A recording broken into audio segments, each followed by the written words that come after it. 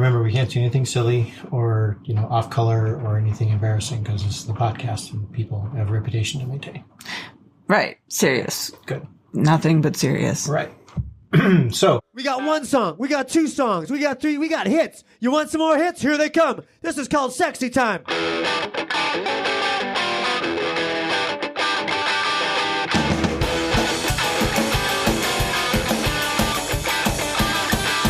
Looking at my Gucci, it's sexy time. Rock around the clock, it's sexy time. Take a look in. Keep on checking. Hello, all you skibbies. This is Great Answer, and I'm starting to do another episode of the Kink, Sex, Culture podcast. And yes, after 12 years of doing Ropecast, I keep having to stop and wait, what is this podcast called again? But yes, we are talking about things with kink, sex, and culture. And in fact, this particular episode will have only a little bit to do with rope. I am a traveling itinerant sex educator. I also teach along with my partner, Naiia, who happens to be my guest today. Hello. How convenient is that? You happen to be here. Yeah, strange. It's not like we don't live together and work together 24 hours a day. So sometimes I teach along with her. Sometimes I teach solo. And in fact, I will be teaching solo coming up. I'm going to be going and teaching a Consent Rocks workshop this weekend in Oakland, California at the Vox Body Studio. If you get this podcast before what is the date again? The 6th. The 6th. You might be able to still get a ticket, 6th of August, 2017. If not, go to consent.rocks and check out when the next workshop is going to be. Then on Wednesday, I'll be in Los Angeles at the Pleasure Chest, and that's on the 9th, and I'll be teaching the Time Up and Fuck 'em class, the Anal Edition, in honor of Anal Sex Month. Woo! We love them anyway. Yes, and I'm really excited to do that, happy to do that. If you've been to my Time Up and Fuck 'em class, some of it will sound familiar, but some things will be brand new.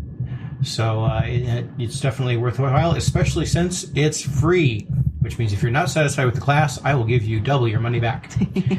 And some restrictions apply. Not valid in some states. 36 and older only. No, wait, just kidding. Anyway, like I said, really fine-tuned production here.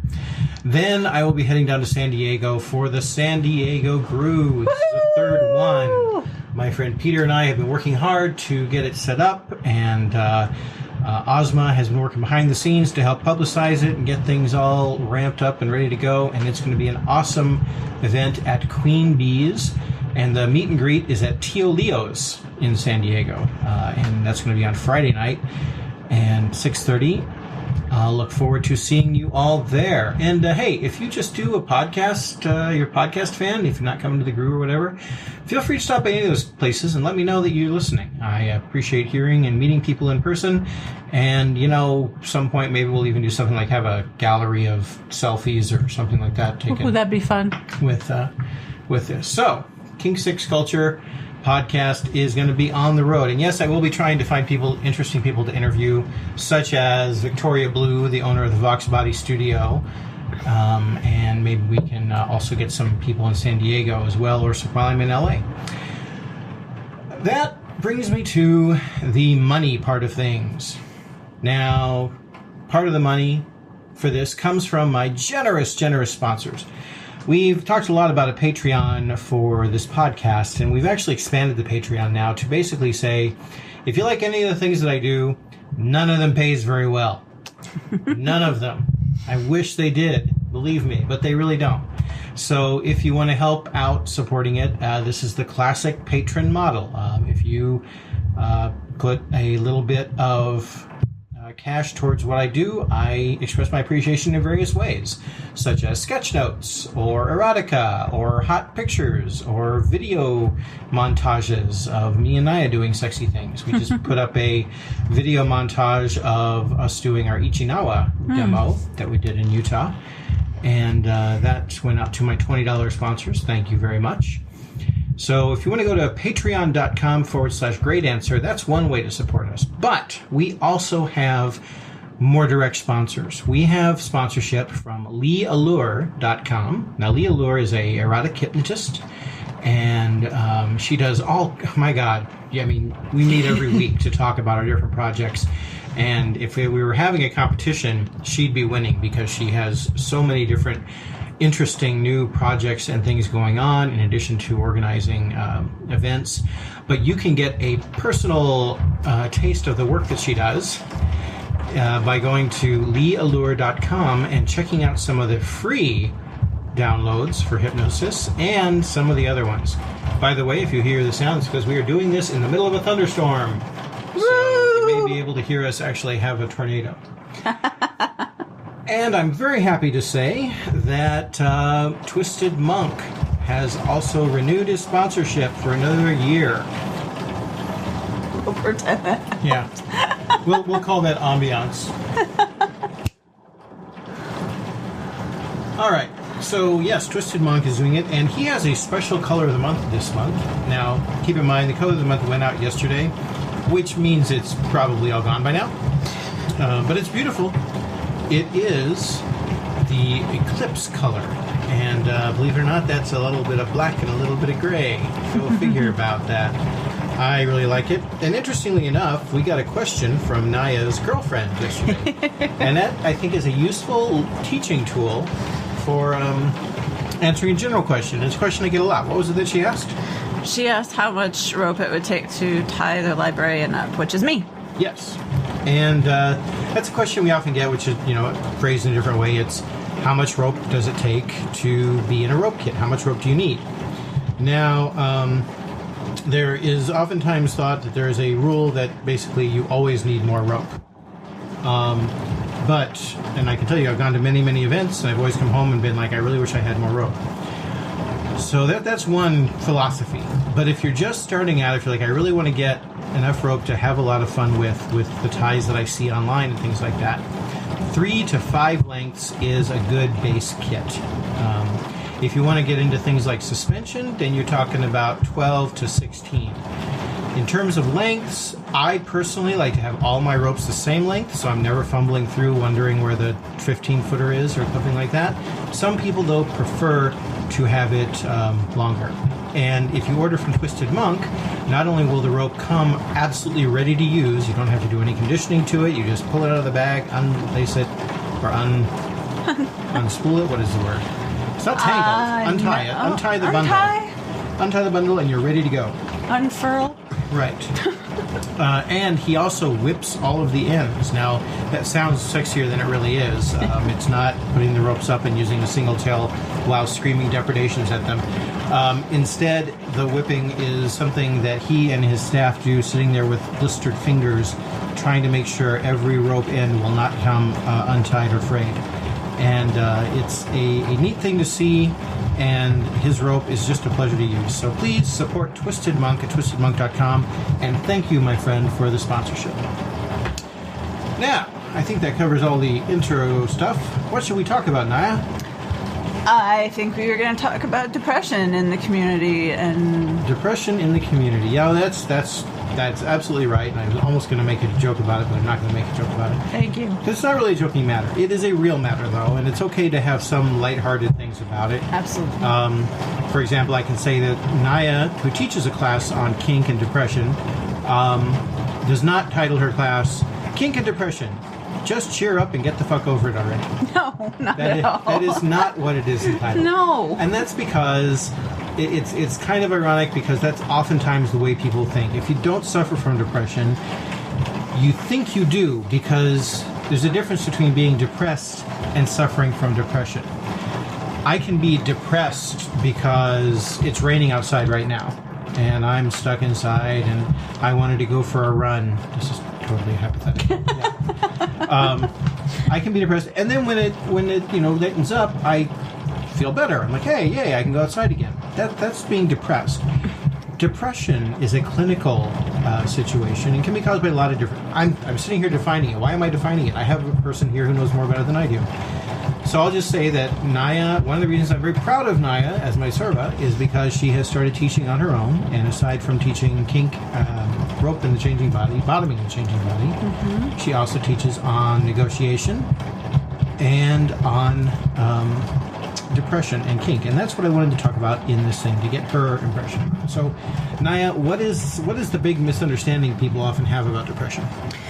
The big misunderstanding most people have, I think, is that when someone is depressed or having depressive thoughts or suicidal thoughts, that there is some magical cure that we can just figure out what's bothering us and figure out how to fix it and we'll be better. And that's just simply not how it works. Depression is a chemical imbalance in our brains, and it is not something that we can control without some help. So telling somebody who's depressed, suffering from depression, to just cheer up is kind of like telling somebody who's sitting with a broken leg, just get up and walk. Pretty much. It's exactly the same thing.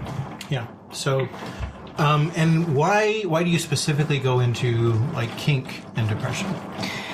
Because I think, well, one thing is I am just very passionate about destigmatizing depression. Okay. What does that mean? It means that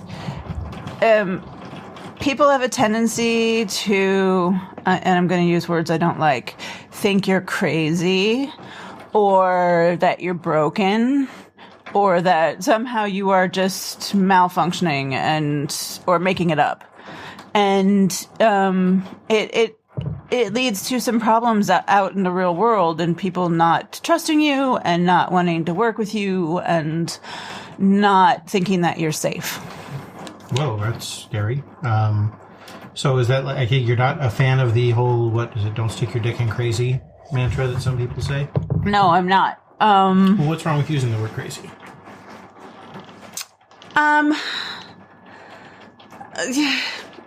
Aside from the fact that it sort of personally offends me, okay. Because I do have mental health issues and I deal with them on a regular basis and it's a fight and I get tired, and for someone to just throw the word crazy around, I'm not the same as, Charles Manson. Yes, you are. I'm pretty sure of that. Less facial hair. I just have an illness. Can you share, what do you cover in your class? Do you share your personal experiences with it? I share my personal experience with it. I tell people why I have come to where I have come, why I am passionate about it, and it sort of ends up in sort of a round table, discussion when the class, depending on who's in the class, to see if it's mostly people who are dealing with their own mental illness in the community or people who are partners of people who are dealing with mental illness in the community, to learn how to negotiate better, to learn how to just take care of yourself better, and to realize that you're not broken and alone. So you mentioned that word, take care of yourself, and I'm going to talk a little bit about our own relationship here. I know with us, it was a turning point when we reached the point to figure out that we couldn't fix what was going on, that there were things, and it was you being brave enough to actually go see a therapist that enabled us to stay together. How can people tell when they're at that point? What's the tipping point between I need some extra help with this and I just need to do more yoga or something like that? So that's kind of difficult. Everyone's tipping point is going to be some other spot on the spectrum but when your life is sort of falling apart around you, that's a good sign that you might need some help. Okay. If you are feeling down and like you don't have any energy for anything and you don't want to do anything and sort of ennui sets over you. Ooh, French word, ennui. Ennui. It is one of those things where, everyone's got to kind of make the decision for themselves, but I'm kind of the mindset now that I will do anything I can when I have to. Okay. To not let it affect my life. I mean, to such an extent that I can't say leave my apartment. Okay. So how did that manifest in the kink relationship? And it's kind of funny. I'm asking the question I actually know because I went through it with her. But let's pretend I didn't. How does that affect your various kink and let's define what your kink relationships are. You are a rope bottom enthusiast. I am. You are a switch. Mm-hmm. You are a submissive to me. Yes. And we are in a domestic relationship where we live together, and you are sort of like the cross between a 50s housewife and a courtesan and Zazu. Then you also are polyamorous. Yes. So there's a lot of different levels of things. Yeah. And, you like sex. Yeah. I mean, all those things don't necessarily include the fact that, hey, sex is a fun thing to do sometimes too. So how did it affect those various things? Oh, well, let's start off with sex. Definitely, right now. Let's go. Example. So one of my concerns when I started my meds, because one of the decisions I did make 3 years ago was to start taking antidepressants, something that I had not done for about 30 years prior, which I probably, looking back on it, would have helped me out. Possibly. But I wasn't ready at that time. There's definitely the concern that the meds are going to affect my sex life.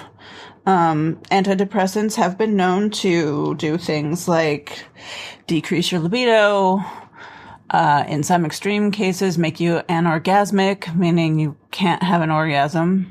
Doesn't sound fun. No, but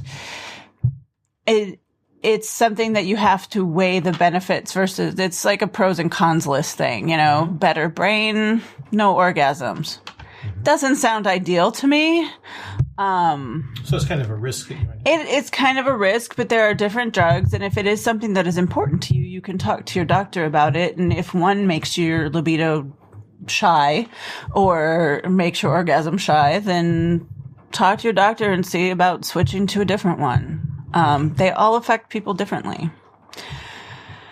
So that's a little bit about sex. It hasn't decreased my want of sex any. It has, I think, made it harder for me to orgasm.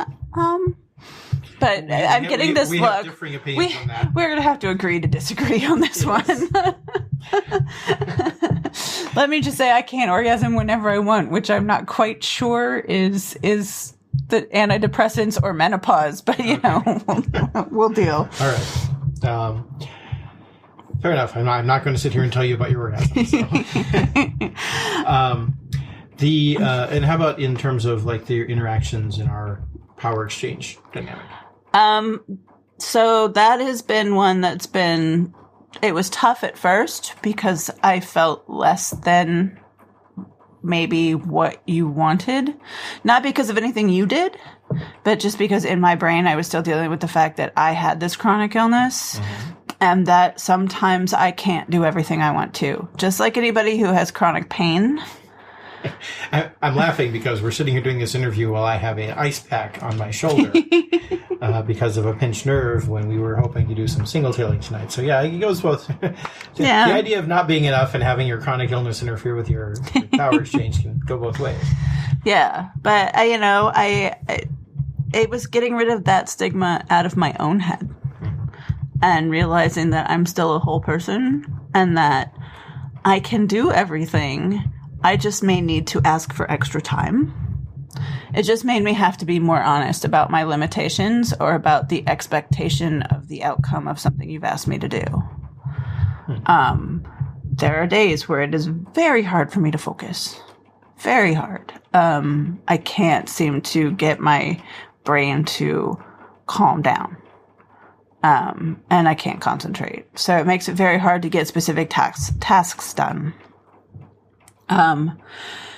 Getting a task and not having an end date or an end time, or at least a time that it needs to be like an update needs to be given to you,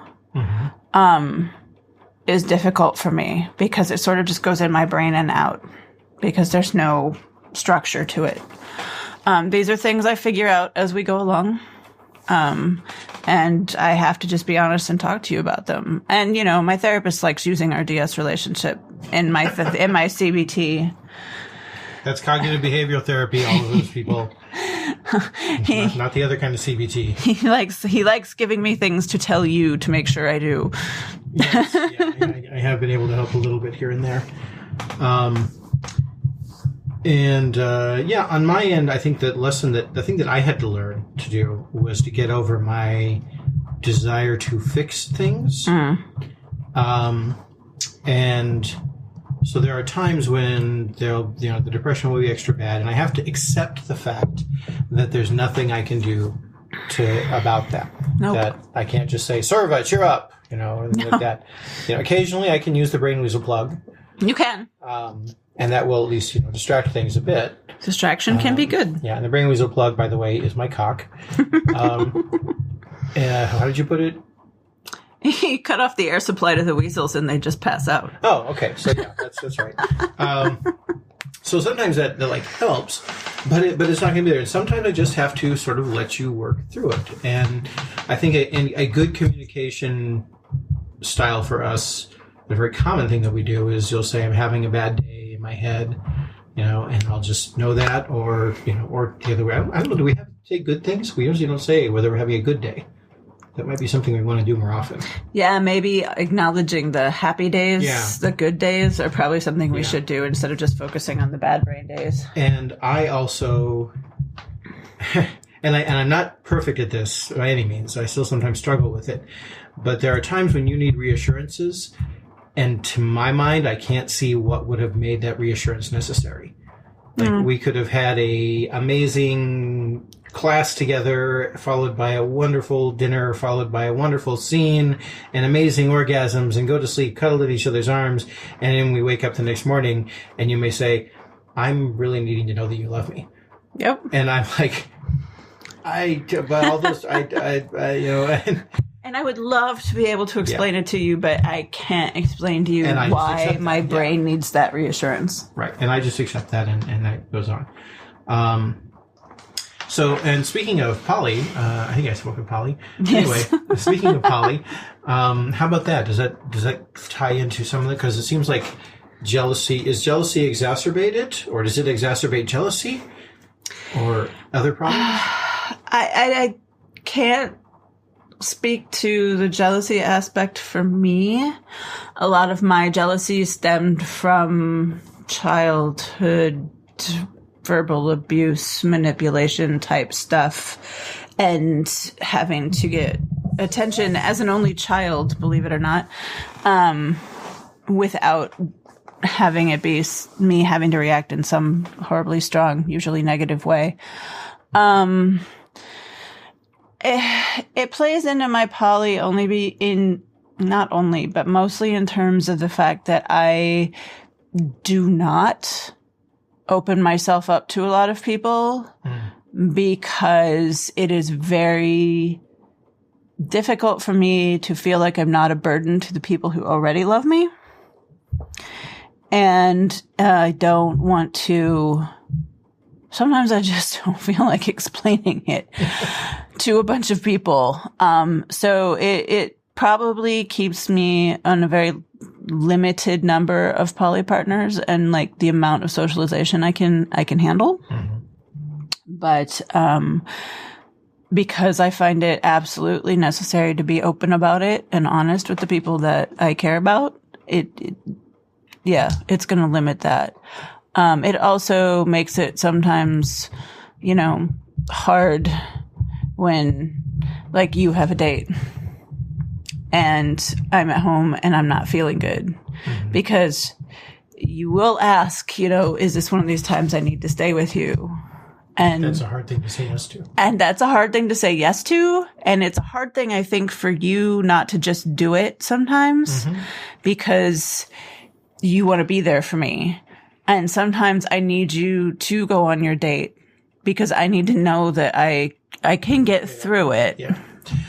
That's another useful thing we learned is that it's not good to have date night on the same day that you've had therapy. Yeah, that can be a little tricky. Just a measure of everything. And, we talk about therapy. I feel like there's a couple of things we should myths we should bust. Yeah. One of them actually I read a self-help guru online who I used to admire a lot, but he said something his last thing that just made me want to slap him upside the head. Claimed that self-help is only good for when you have a problem, and then once you're done with the problem, you don't need the self-help anymore. And what? And he compared it to, you only go to the doctor when you actually have a problem. You don't just go to the doctor and say, hey, doc, what's wrong with me?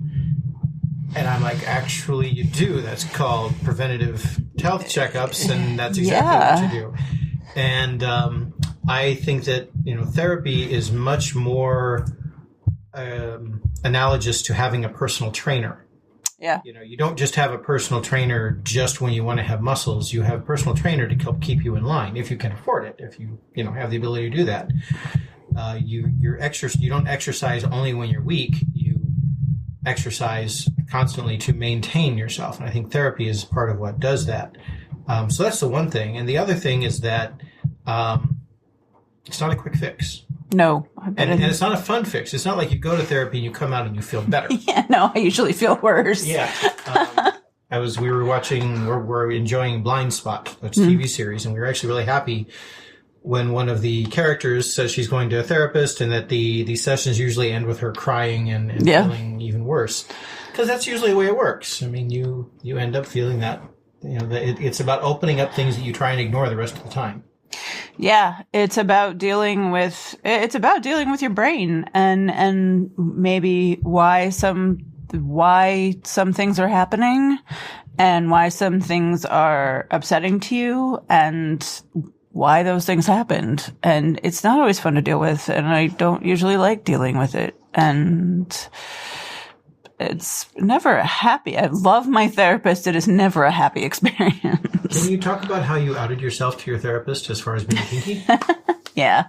I walked into my therapist's office and I sat down and I looked at him and I said, so before we start, we need to just have a quick talk.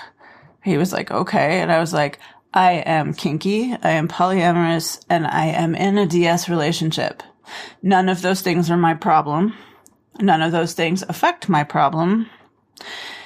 And if you have trouble with any of them or are uncomfortable with any of them, tell me now, save ourselves an hour, and I will find someone who is. He kind of looked at me and he went, nah, I'm good. Right. And I've been seeing him for the last 3 years. Yeah, and I've gone in a couple of times to joint therapy sessions, I guess. Mm-hmm. And what did you say his reaction was after he met me for the first time? He absolutely adores you. Every time I leave therapy now, I have to tell you hello. But he was surprised. He was surprised. So I think people who aren't involved in the community or aren't involved in any kind of DS situation don't understand that it's not just someone bossing me around and me doing whatever. So when he met us and he saw how much that Gray cared for me and supported me and was trying to be there and help me, he was very pleasantly surprised to see that DS was not what he thought it was in his head. And that it was actually a very mutually beneficial and supportive relationship. Right. Now, there's an argument oftentimes made online that you shouldn't be responsible for educating your therapist. And I know you have some strong feelings on that. So here's your open mic to feel free to explain why that is or isn't a good thing. So, I did get into a little bit of a discussion online with somebody about this. And when we met later and talked in person, we realized we were pretty much both just saying the same thing, but you can only have so many characters to communicate with on Twitter. Yeah. But part of the problem was that I heard you should never be in charge of training your therapist or getting them education or anything like that. Just find another one. Just find another one. And my problem with that is my therapist would like to know more, would like to be more educated about it, and asked me for if there were any books I thought he could read that would help, especially with the poly, because he has multiple poly clients. Mm-hmm. And if there was any thing out there that I thought would be better than something else and how I lived my life. And I told him because he was asking, and it was important to him to know what I thought was a valuable resource. And not just go look it up online. There's a lot of stuff online. That you don't want people to read? Yeah, there's a lot of stuff out there. I don't want him going and grabbing 50 Shades of Grey and thinking that is, a valuable resource. And I think that saying you should go educate yourself on it acts as if there isn't such a vast spectrum of polyamorous and kinky lifestyles, as if someone can come in and say, oh, hi, I'm in a daddy girl, gender fluid, I'm trying to think of another gender fluid, power exchange, heavy masochist, financial domination relationship. Yeah. What, you don't know what that is? Go look it up. I mean,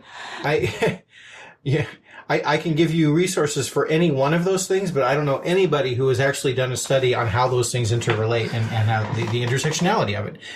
So, we're running into a whole lot of situations. I also, personally, my biggest problem with that is the whole just go find someone who does, as if people can normally shop around for therapists and things like that. It's a very privileged and classist attitude to have. And if you can do that, that's great. But given the direction healthcare is going in this country, I think it's better to say, hey, you know what, let's work with what we have. And also, and try to make it better. I know that there are probably college, university classes that deal with sexuality and stuff.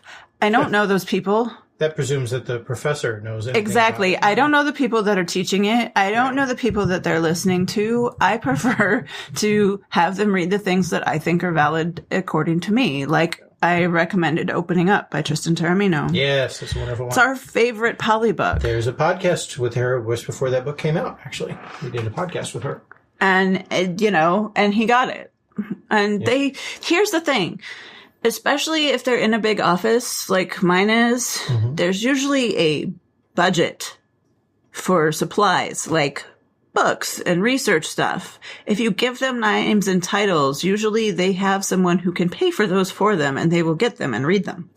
So now that we're talking about books, let's pretend like you can't find somebody, a therapist. Has there been any books or other resources that have helped you out that you could recommend to people?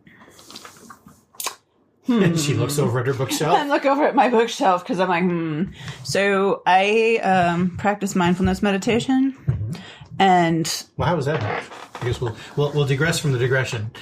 It helps me be present. It kind of can. If I meditate, it helps to stop the brain weasels from running so fast. Okay. I can acknowledge that they're there and usually find a way to kind of shove them aside and focus better. Is there a minimum amount of time that helps out with that? No. Any amount of time. If you do like 5 minutes in the morning? Yep. That would be fine? I've done 5 minutes in the morning. I've done up to 45 minutes in the morning. I know someone who's trying to do 5 minutes in the morning, but that's a hard thing to ask. So. Yeah. It is 5 minutes, and it doesn't have to be in the morning. 5 minutes at the end of your lunch break. 5 minutes before you go to bed.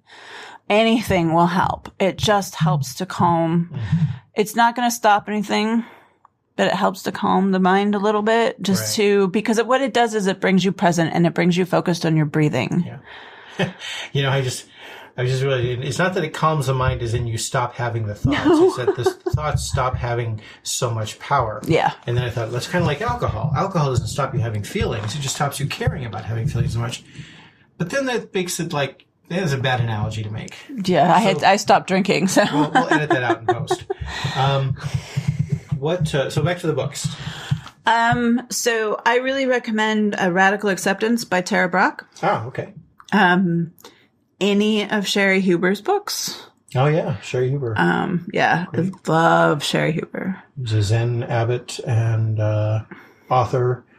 And yeah, some of the best books out there. Pema Chodron is also great. Emachhodron. The book I would recommend that is by Pema Chodron would be The Places That Scare You. Oh, okay. I was going to say When Things Fall Apart. When Things Fall Apart is a good one, too. Mm-hmm. Some people will tell you John Kabat-Zinn. I won't. I won't. He was a big part of, I did a mindfulness-based cognitive behavioral therapy group, which was led by a therapist, and it was basically group therapy based in meditation. And we had to listen to a lot of John Kabat-Zinn, and I will tell you that while he is premier in his field, he is not someone everyone can listen to speak for 45 minutes at a time. I'll just leave it there. That's a gentle way to put it. How about Brene Brown? I love Brene Brown a lot, but I tend to fall more toward the mindfulness and the Buddhist philosophies. I'm trying to look. There's a book called hold on. Getting up and going across I'm our running office. Away. Boy, she has a nice ass. I can say that because she works for me. No, that's not the right thing. I can say that because she has given me consent to do things like that. Yes, absolutely. Fully Present by Suzanne L. Smalley and Diana Winston, which is, I like this book because it's the science, art, and practice of mindfulness. It's actually right there in the title. And it breaks each down to what is the science of it. Right. So for those of you who are skeptics and going out and do that woo shit, you don't have to do the woo shit. You can do the scientific shit. Right. And it gives you the scientific basis for why some of the woo shit works. Also, Matthew Ricard is another person who has done a lot of studies on that. Yeah. Thich Nhat Hanh, Pieces Every Step, which just will give you some good daily, like, little pieces to read that. Now, which one of these did you say has to do with kink? None. Okay. So are there any of these that, I mean, they, to my knowledge, I've read some of these, some of them I haven't, but they don't tend to focus on things like sexuality and kink and things like that. Is there anything that has benefited the intersection of those two things that you can think of? No is a great answer. That's a good question. So maybe if you got into Tantra, I don't really follow tantric practice. It is something I have plenty of books on that I want to read. But I just kind of take the concepts from these books and apply them to my life. Right. So it's kind of like saying, you know, I lift weights so that I can do a flogger. What do the weights have to do with a flogger? Nothing, except they help me do it better. Yeah, and that's really how I apply these teachings to that. Cool. Now, how has the depression? I got to touch a little bit on it, but in our personal dynamics, I mean, I know we went through a pain tolerance situation. You want to describe that? So when I first started taking my antidepressants, a side effect we had not planned on is my pain tolerance almost disappearing, not being able to tolerate almost anything in terms of pain, which was a big shock to my system as I considered myself a fairly heavy pain bottom and suspension bottom and everything else. It was a shock to my system, and sort of I didn't realize how much my identity was wrapped up in those things. So when I suddenly couldn't do them, I was faced with this whole, oh my God, I'm the worst bottom ever. Why would Gray want to ever play with me? Why would anybody ever, want to be with me? How am I going to have any kind of kinky stuff now if I can't tolerate even like a fairly mild suspension or being, punched in the ass? That's Cookie Monster. You can't have bondage without suspension. Sorry, Cookie, couldn't resist. And how did we? I mean, the way we got through that was by just me having to adjust. I can still get the same effects that I wanted to get, which is what we were going to, and that's kind of. That we were lucky in that because I've never been I really want my identity is tied into making this look or making this thing. My kinky identity is I want to get my partner to have this kind of connection with me. Yeah, that's right, fuckers. I said connective rope. So we were able to adjust. We were. If I had been, more locked into the patterns or this is the only way I want to tie, that would have been a little more difficult. Yeah, we were able to rediscover floor rope on some level, rediscover my love of floor rope. And that kind of connection was still able to be there. Right. Now... And we got a class out of it. We got a class out of it. We'll be teaching at Dark Odyssey Summer Camp. Yep. Also, I'm very lucky that my pain tolerance is starting to build back up. So there are types of pain I can tolerate and actually thoroughly enjoy, like the Guatemalan leg tie. We just had to refocus on different aspects of play for a while until we kind of got our groove back. Right. And it's an ongoing process. Things may change again, and then really we come out of it. I mean, I can always go back to doing the hard ass suspensions, and now I also have an additional level of tools to use, and things like that. Yeah, well, it helped me too because wanting to at least handle rope, it forced me to sort of. That's right. You got to start tying. And the class she teaches is cock and ball bondage. Yes, cock and ball bondage, and I love doing an Ichinawa type rope with a partner, and hopefully with my girlfriend very soon. Yes, but it my switchy side got to come out and play more, which was actually kind of nice. I agree. Yeah. All right. Well, let's. We're getting too close to the hour mark, so let's get into the lightning 10 questions. Actually, I don't know if there's 10 questions anymore, but the lightning questions. Okay. Real easy stuff. Okay. All right. So, what is your beverage of choice? Diet Coke, but I'm not allowed to have it. So you have it occasionally. I have it occasionally, but not very often. Yeah. If you're given a choice, yeah. It's fair to say. If you can't have Diet Coke, what are you going to say? So I recently made a strawberry basil water. Okay. And I really liked that. Okay. What's your favorite food? Vietnamese. Any of it. Okay. What is a good movie you'd recommend? John Wick 1 and 2. All right. And aside from the books you've already mentioned here, like what's a book you'd recommend people? Patrick Rothfuss. Name of the Wind and Wise Man's Fear. Meet him recently. I did. It was so exciting. Yes. And okay, what is shoot, I'm losing my track of my lightning questions. Oh God. That's because I'm not used to asking you them. Okay. I can wave my magic wand and I can make anybody, past, present, future, fictional, real, anybody at all, appear in perfect health and wanting to play with you. Ruby Rose. I don't even have to think about that one. Ruby Rose, yeah, okay. That's it ties into the whole John Wick 2 thing, too. Yeah, it does. Yeah, so, okay. That's not even yeah. Question. What's something in your toy bag that people would be surprised to find? A curved, sharp, pointy knife. And a war fan. Karambit and a war fan. That's true. Nice. Yeah. You like that war fan? I do. It makes nice marks, too. It does, Nate. It does. And last question is, what is your favorite dirty word?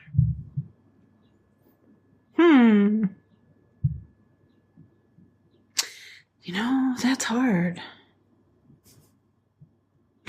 That would work. Yeah.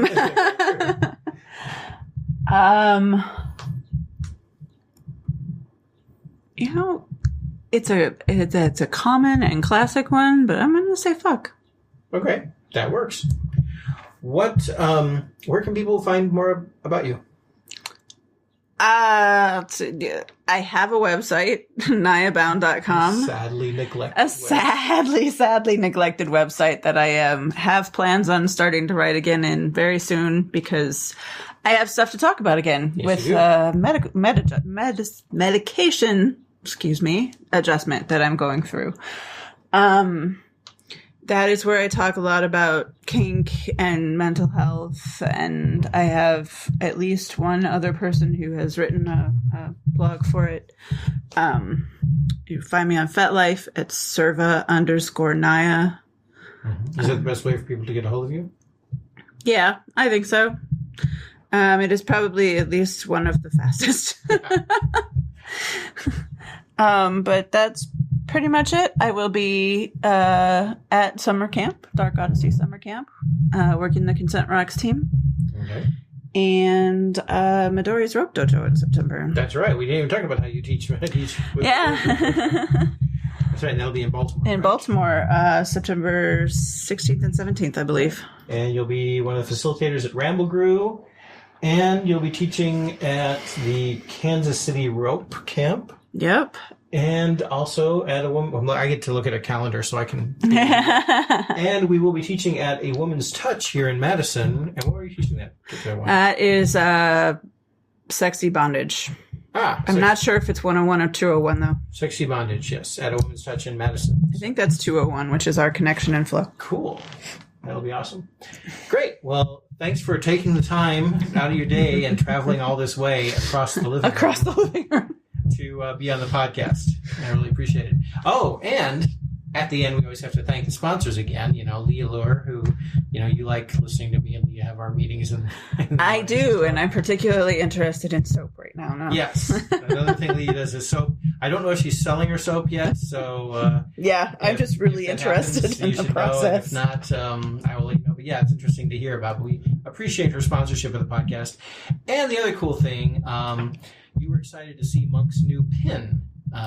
Yeah. He has limited edition pins. And let me tell you, these things are useful in many ways.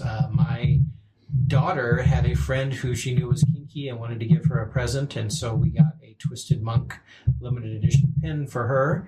And before you and your girlfriend, Ozma, did the what was it called?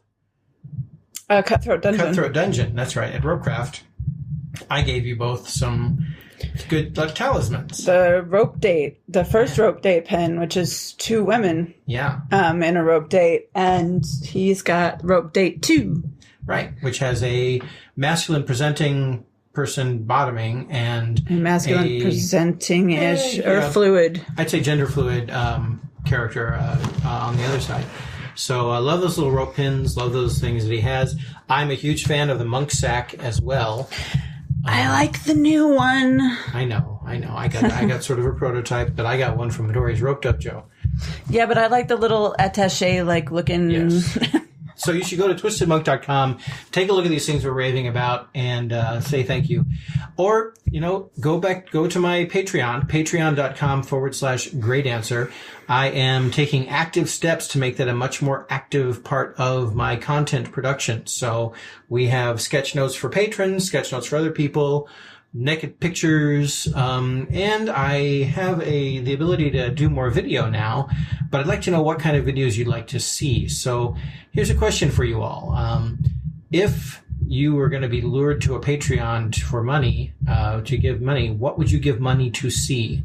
What kind of video would you like to see? And I should say from me. I mean, if the answer is a striptease, well, you'll have to be paying stripper level money for that. But I'd like to know what kind of video you'd like to see. Other than that, we'll say goodbye. Bye. And be back again next week from On the Road. This is Great Answer and Naiia. And remember that when it comes to kink, sex, and culture, it's never as easy as black and white. So you better learn how to dance in the gray.